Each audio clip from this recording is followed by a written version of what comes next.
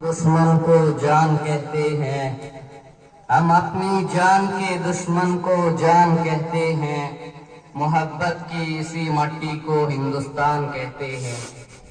نحمدہ و نصلی علی رسولہ الکریم۔ حضرات واجب الاحترام، میرے مشفق و مربی اساتذہ کرام، دور دراز سے تشریف لانے والے مہمانان کرام اور میرے عزیز ساتھیوں، سب سے پہلے میری طرف سے آپ تمام سامعین کو یوم آزادی کی بہت بہت پرخلوص مبارکباد۔ میرے دوستوں، یہ وہی آزادی کا دن ہے کہ جس کو حاصل کرنے کے لیے ہمارے آباء و اجداد اور پروجوں نے بہت سی مشکلات و مصائب کا سامنا کیا۔ یہ وہی آزادی کا دن ہے کہ جس کے حصول کے لیے ہمارے پرخوں نے انگنت قربانیوں کو پیش کیا۔ یہ وہی آزادی کا دن ہے کہ جس کو پانے کے لیے راشٹریہ پتا مہاتما گاندھی نے خود کو بھوک سے دوچار کیا تھا۔ یہ وہی آزادی کا دن ہے کہ جس کو دیکھنے کے لیے اشفاق اللہ خان فارسی کے بندے کو چنا تھا۔ صدر علی وقار، یہ وہی آزادی کا دن ہے اور ہندوستان کی تاریخ اور اس کا اتہاس گواہ ہے کہ مجھے یعنی ہندوستان کو آزادی دلانے میں علماء کرام نے اہم رول ادا کیا تھا۔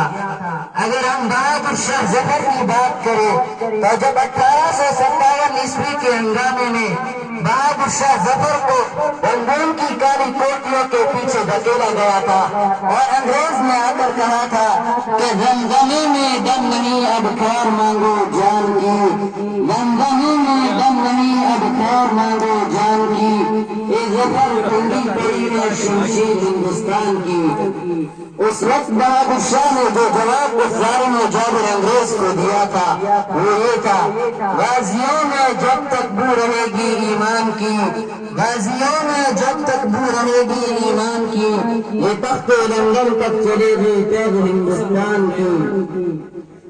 میرے دوستوں، برادران وطن عزیز، ہندوستان کو آزاد کرانے میں علماء کرام، برادران وطن اور بزرگوں کے ساتھ بچوں نے بھی انتہائی اہم رول ادا کیا تھا۔ تاریخ کے کسی کونے میں بدھی رام بوس کا بھی ذکر آتا ہے کہ جنہوں نے 17 سال کی عمر میں اپنی جان کو اپنے عزیز کے لیے نچھاور کر دیا تھا۔ سامعین باتمکین، آج آپ کو ہر طرف سے یوم آزادی کی مبارکباد پیش کی جا رہی ہے اور دیش بھکتی کا ثبوت دیا جا رہا ہے، لیکن حقیقت میں اور اصلی دیش بھکتی وہ ہے کہ جب ایک کسان تپتی ہوئی دھوپ کے نیچے پورے ملک کے لیے اناج پیدا کرنے کی کوشش کرتا ہے، اور اصلی دیش بھکتی وہ ہے کہ جب ملازمین سرکاری دفاتر میں رشوت لیے بغیر کام کرنے کو اپنی ذمہ داری سمجھتا ہو، اور اصلی دیش بھکتی یہ ہے کہ ہمارے ملک میں رہنے والا ہندو، مسلمان، سکھ، عیسائی